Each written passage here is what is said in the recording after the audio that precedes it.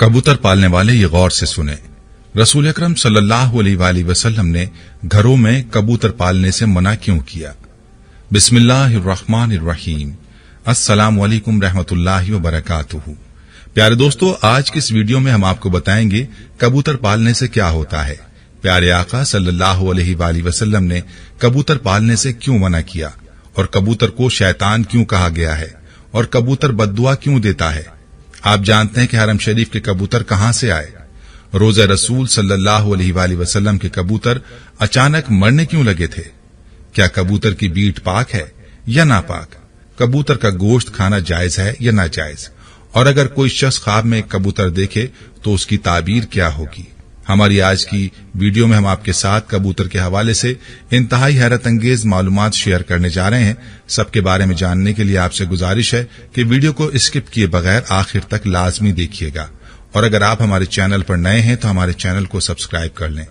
दोस्तों, कबूतर एक ऐसा खूबसूरत और दिलकश परिंदा है जो हर किसी को अच्छा लगता है, और यही वजह है कि ये परिंदा अक्सर घरों में पाया जाता है और घरों के अलावा अक्सर मज़ारों पर भी मौजूद रहता है।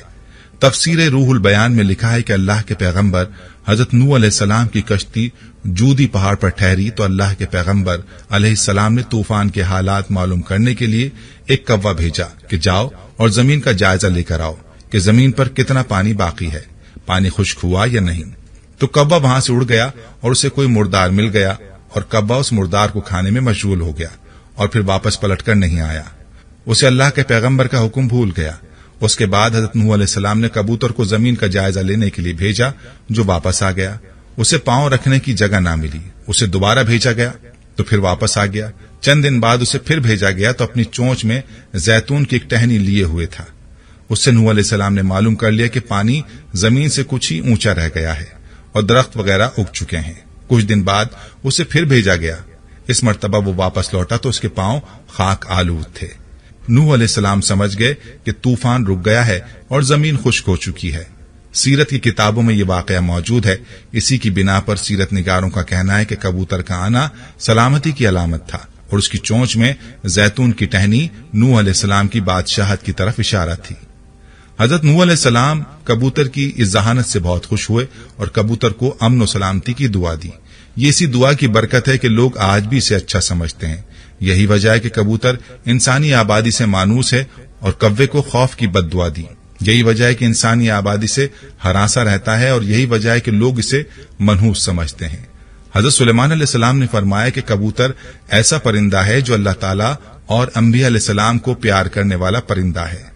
कबूतर अल्लाह ताला और उसके अंबिया किराम अलैहिस्सलाम से दुनिया के तमाम परिंदों से ज्यादा प्यार करता है और सब परिंदों की निस्बत कबूतर सबसे ज्यादा इबादत गुजार परिंदा है। कहा जाता है कि कबूतर जब भी जागता है अल्लाहू अल्लाहू का विर्द करता है और दिन रात अल्लाह ताला की इबादत में गुजारता है। कबूतर सब परिंदों की निस्बत ज्यादा बुलंदियों तक जा सकता है। ये बहुत ऊंचा उड़ता है, जबकि कबूतर का पीछा अकाब करता है, और जब अकाब कबूतर का शिकार करने के लिए इसे पकड़ने की कोशिश करता है तो कबूतर खुद को बचाने के लिए बहुत ज्यादा बुलंदी पर चला जाता है। इसलिए अकाब के लिए इतनी ऊंचाई पर जाना मुश्किल हो जाता है और कबूतर खुद को बचाने में कामयाब हो जाता है। शायद वो ये सोचता है कि मैं जितना ऊंचा उड़ूंगा उतना ही अल्लाह के पास पहुंच जाऊंगा। नाज़रीन, फुक़हा के नजदीक घरों में शौकिया परिंदे रखना या कबूतर पालना जायज है। शर्त यह कि इसकी ग़िज़ा सर्दी, गर्मी और बारिश से हिफाजत का इंतजाम किया जाए, और जब अहले खाना कहीं घर से बाहर जाएं तो उनकी ग़िज़ा और देखभाल का मुनासिब इंतजाम करके जाएं। मगर परिंदों को सताने के हवाले से मुमानियत है, बद्दुआ लगती है, क्योंकि कबूतर भी उन परिंदों में शामिल है जो कि अंबिया अलैहिस्सलाम का पसंदीदा रहा है। इसलिए अगर कबूतर को सताया जाए तो कबूतर भी बद्दुआ देता है। लिहाजा कबूतर को सताने से इज्तनाब करना चाहिए। दोस्तों, मक्का पाक तो आप गए होंगे, अगर नहीं गए तो अल्लाह से दुआ है कि अल्लाह ताला आपको अपने घर की जियारत नसीब फरमाए, आमीन। मक्का मुकरमा में मस्जिदुल हराम के अतराफ सवाब की उम्मीद से कबूतरों की बड़ी तादाद को गंदुम डालते हुए बहुत से लोग नजर आते हैं। जैसे ही इस मुकद्दस शहर की सरजमीन पर पांव रखा जाए तो कबूतरों के झुंड लोगों का इस्तकबाल करते दिखाई देते हैं। गर्दनों के नजदीक नीले या सब्ज माइल परों वाले कबूतर खुसूसी अहमियत के हामिल होते हैं। इसलिए एहराम की हालत में या इसके बगैर भी किसी तौर पर इन कबूतरों का शिकार जायज नहीं है। इनके शिकार या कत्ल की सूरत में फिदिया वाजिब हो जाता है। ایک روایت میں ہے کہ یہ کبوتر ان کبوتروں کی نسل سے ہیں جنہیں رسول اللہ صلی اللہ علیہ وآلہ وسلم کے غار ثور میں قیام کے دوران غار کے دروازے پر گھونسلے بنا ڈالے تھے اور انڈے دے دیے تھے۔ ایک دوسری روایت کے مطابق حرم مکہ کی کبوتروں کی نسل کا تعلق ان ابابیل پرندوں سے ہے جو سمندر کی جانب سے آئے تھے، اور انہوں نے اپنے پنجے میں پتھر اور کنکریاں تھام رکھی تھیں تاکہ بیت اللہ کو منہدم کرنے کے ارادے سے آنے والے یمن کے بادشاہ کو باز رکھا جائے، کیونکہ وہ بیت اللہ کو منہدم کرنے کی نیت سے آیا تھا۔ یمن کے بادشاہ سے مراد یعنی حبشہ کا بادشاہ، جسے آج کل ایتھوپیا کہا جاتا ہے۔ ایتھوپیا کا پرانا نام حبشہ ہے۔ دوستو، ایک مرتبہ انتظامیہ نے مسجد نبوی صلی اللہ علیہ وآلہ وسلم کے حرم انور کو صاف ستھرا رکھنے کی نیت سے فیصلہ کیا کہ حرم شریف میں کبوتروں کے لیے دانہ بالکل نہ ڈالا جائے۔ اسی طرح کبوتر دانوں کی تلاش کے لیے دوسری طرف منتقل ہو جائیں گے۔ اس حکم پر عمل تو کیا گیا تو کئی دنوں تک دانہ نہیں ڈالا گیا، لیکن کبوتروں کا گنبد خضرا سے محبت کا یہ عالم تھا کہ بھوک سے مر رہے تھے، لیکن آستانہ رسول اللہ صلی اللہ علیہ وآلہ وسلم چھوڑنے کے لیے تیار نہ تھے۔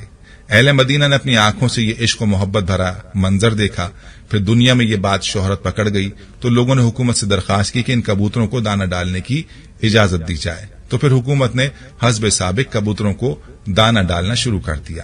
دوستو، کبوتروں کی جو بیٹ ہوتی ہے وہ پاک ہے، اور چادر کے جس حصے پر لگی ہو صرف اسی حصے کو دھو لیں، باقی پورا چادر دھونا ضروری نہیں۔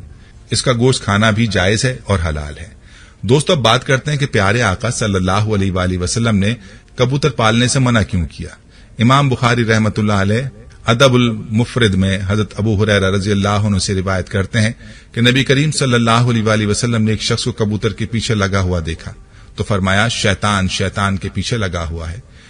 اس حدیث میں کبوتر کو شیطان کہنے کا مطلب یہ ہے کہ کبوتر یا دیگر پرندے اڑانے کو مشغلہ بنانے والا اور ہر وقت ان کے ساتھ مشغول رہنے والا عموماً فرائض اور دیگر عبادات کی ادائیگی سے غافل ہو جاتا ہے۔ چونکہ اس غفلت کا سبب کبوتر اڑانے کا مشغلہ ہوتا ہے، لہذا کبوتر بازی کے مشغلے کو ہی شیطانی عمل سے تعبیر کیا گیا ہے۔ اب اگر خواب میں کبوتر دیکھنے کی تعبیر کی بات کی جائے تو خواب میں کبوتر کی تعبیر امین، صادق، اچھے دوست اور باوفا محبوب سے دی جاتی ہے۔ بس اوقات خواب میں کبوتر کا نظر آنا ایسی بابرکت، حسین و جمیل عورت کی طرف اشارہ ہوتا ہے جو کہ اپنے شوہر کے علاوہ کسی اور کی خواہش مند نہ ہو۔ اگر خواب میں کبوتر کسی مریض کے سر پر بیٹھا ہوا دکھائی دے تو اس کی تعبیر مریض کی موت سے بھی دی جاتی ہے۔ اگر آدمی کبوتر اور کبے کو ایک جگہ جمع کر کے یعنی ان کو ایک جگہ دیکھ لے تو تعبیر یہ ہوگی کہ وہ قوم کی قیادت کرے گا، کیونکہ ہر وہ چیز جو خواب میں اپنے غیر جنس کے ساتھ جمع ہو اس کی تعبیر قیادت سے ہوتی ہے۔ خصوصاً کووں کے سلسلے میں کووں کا شمار فاسقین سے ہوتا ہے۔ خواب میں کبوتر کی آواز کلام باطل کی علامت ہے۔ دوستو، یہ تھی ہماری آج کی ویڈیو۔ ہم امید کرتے ہیں کہ آپ کو ہماری آج کی یہ ویڈیو ضرور پسند آئی ہوگی۔ اگر آپ کو ہماری آج کی یہ ویڈیو پسند آئی ہے تو آپ سے گزارش کرتے ہیں کہ آپ ہمارے چینل کو ضرور سبسکرائب کر لیں اور ساتھ ہی لگے بیل کے بٹن کو بھی پریس کر لیں تاکہ آپ کے پاس ہماری آنے والی مزید معلوماتی ویڈیوز کا نوٹیفیکیشن بر وقت ملتا رہے۔ سبسکرائب کے ساتھ ساتھ ہماری ویڈیوز کو لائک بھی کریں اور اپنی قیمتی رائے کا اظہار کمنٹس میں ضرور کریں۔